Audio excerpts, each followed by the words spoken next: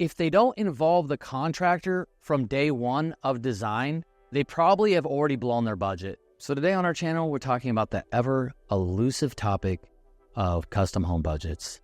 Let's get to it. So why is this topic so elusive? And I'll make a pretty strong statement that I have been in dozens of sales meetings with people that want to build custom homes in our area.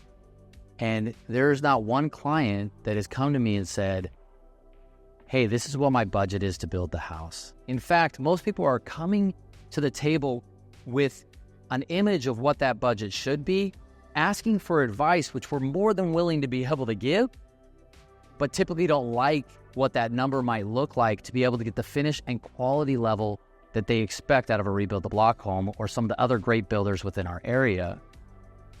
And there's a disconnect, I think, because of some of the information or misinformation that's thrown out online.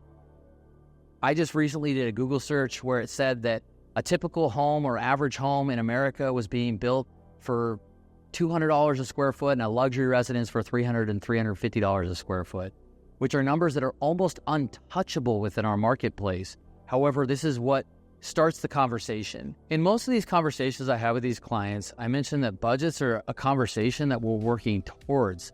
Ultimately, we haven't designed anything. Typically, they don't have a lot. And even if they do have a lot, the reality is that they're not quite sure exactly what they want.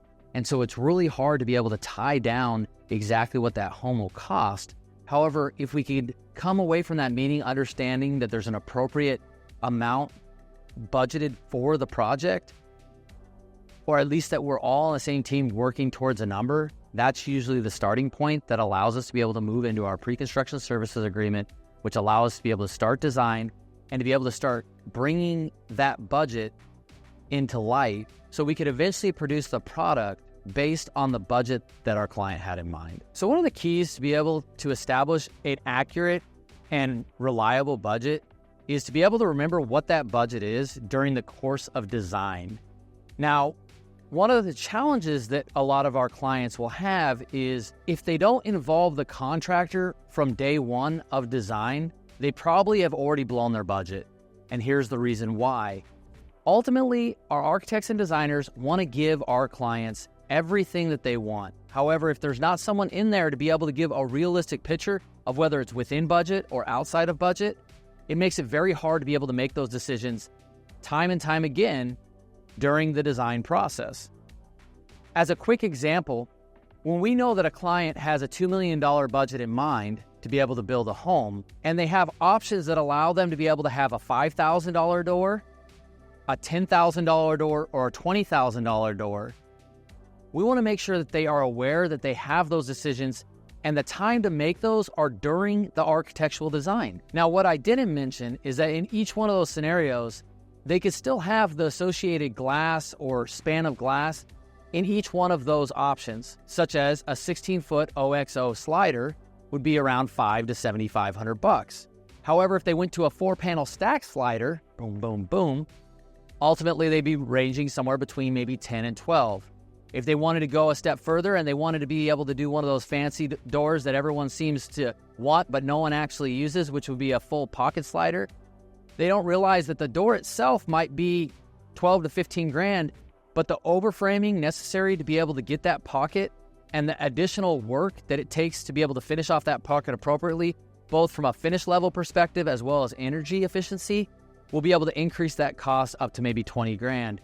And it might make sense for them to maybe go to an accordion style finish door, which is the most expensive option, that's 20 grand right off the bat, but allows you to be able to do on a standard frame wall without as many issues when it comes to the pieces of the puzzle that revolve around installation of that product.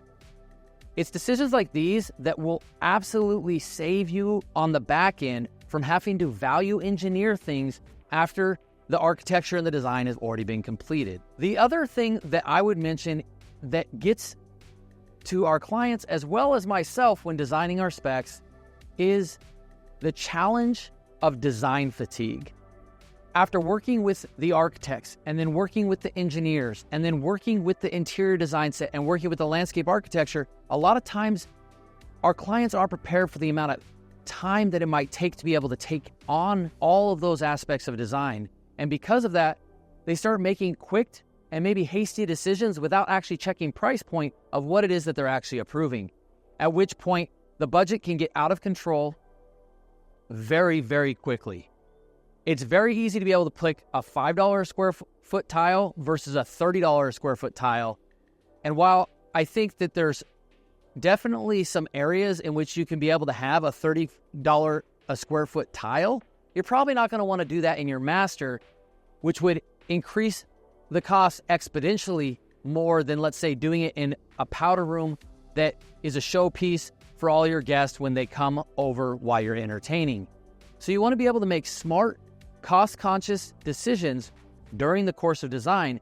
So it's very imperative that you have someone in there that is an advocate for that budget. The budget isn't determined after design, it's determined before design.